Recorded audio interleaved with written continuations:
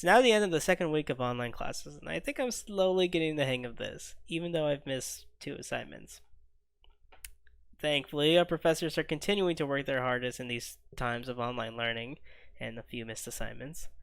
This week, I wanted to check in on the professors with the smaller classes, the classes of about 20 people or so, where everyone knows everyone's name, and the class can be derailed in the best way with still meaningful discussions. I spoke with Professor Cynthia Willis-Esqueda from the College of Arts and Sciences and Professor Christine Blankley from the College of Law to see how their tight-knit classes are handling the switch to online learning. How have the online classes been going so far, would you say, for your classes you're teaching? So far, so good. I'm teaching two classes this semester, and the transition was difficult. It was hard to get up to speed. Right, none of us planned to be switching from in-person to online.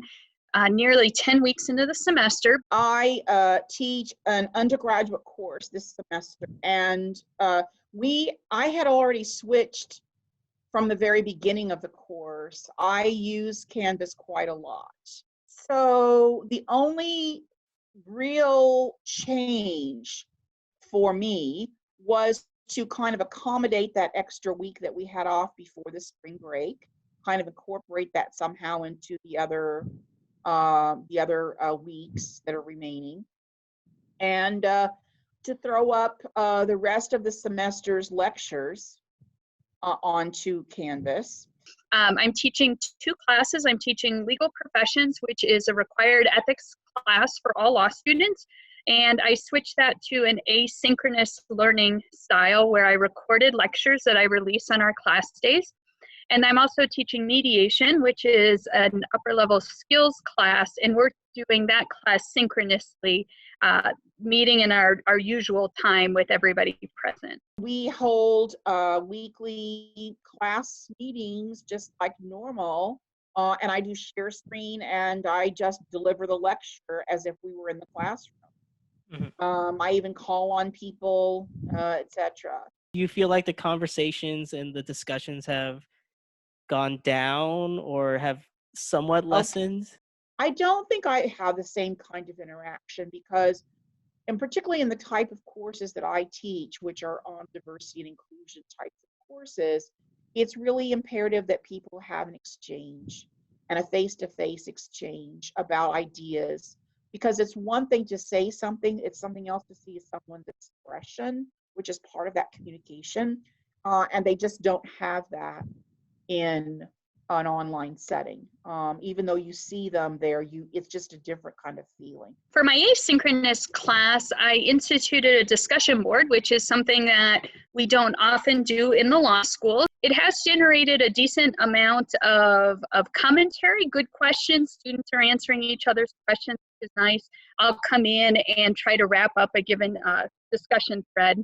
And then on the mediation class, which is synchronous, there's been a lot of good discussion when I put students into breakout groups. We've done some mediation simulations, which went very well, and I do my best to keep up with the students who are using the raising hand function, as well as the chat. It does give me a lot that I need to look at all simultaneously to figure out who wants to participate in order to accommodate that. How are your colleagues dealing with the situation? I know one colleague of mine who's not actually even in my department has asked me, how do you do this? Like, how do you, put this up on Canvas or whatever? And I'm happy to tell them how to do that. I have another colleague who, I bless her heart, she is so far behind, she's almost losing it, right? Because she's never used Canvas before. She teaches a topic area that is not very conducive to doing things online. It's statistics. So, I mean, you can imagine, right? So she's having to really rethink an entire course, and she doesn't know how to upload things. She's not used that before.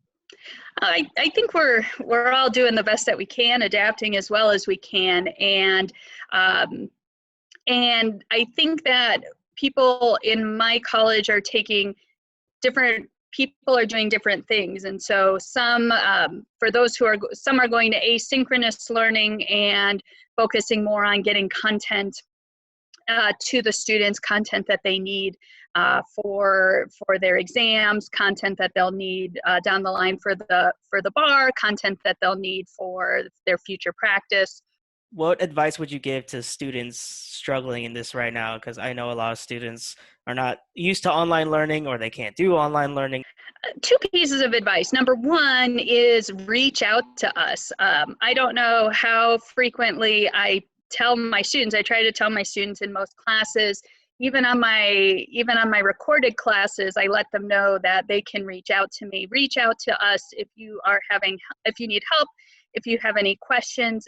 Certainly if this pandemic is affecting the students, individual students who need extra time, who need extra resources. Well, certainly for students that are struggling in this online course, first of all, I hope they realize this is temporary, right? This isn't going to be forever. I really think students need to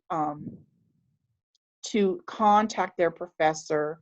I think they need to contact other people that they know, either in their courses or other courses, who are using online, and may have more experience with online, using and have experience with online, and ask them how to do things as well. So if they don't know how to upload or they don't know how to download or whatever, they need to find that information out from friends, colleagues, even their professors. And then number two is to be, to the extent that you can, stay disciplined and do the assignments as they roll out, particularly in asynchronous learning. If your class has just moved online, of course, prepare for class like you always would. Attend class in your class time if that's when you would have. And then for those classes that have gone to asynchronous learning, I think it's helpful to continue to try to hold on to those study habits that you had 6 weeks ago, to do your classwork in those appointed class times as best that you can. But not to forget that we're all still here. We miss you. We miss our students. We're always happy to hear from you, whether you need something or you just want to chat. Many of us are doing virtual office hours, and so just to reach out, we are here for our students. Well, it looks like some classes are continuing on their close relationships, even through their monitors and cell phones. It's something that we all still need during this time of isolation. A group of people that make the world seem normal again. And I can say with confidence that we all can't wait for normal again.